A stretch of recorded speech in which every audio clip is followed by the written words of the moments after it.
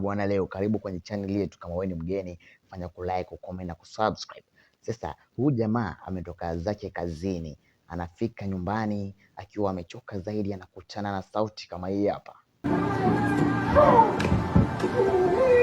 Anajaribu kuangalia kwa ndani, anamwona mke wake ni mipinduko ndani ya chumba chake. Hivi unahisi kama ni wewe ungechukua hatua gani?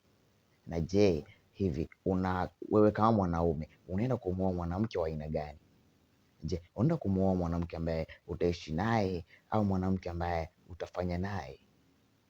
Jamaa aliumiza kichwa sana, alilia sana kama mjinga. Hii movie ukaitafuta, inaitwa How to be a good man. How to be a good man ni movie ambayo iliweza kuvunja rekodi upande wa Marekani na nchi zingine.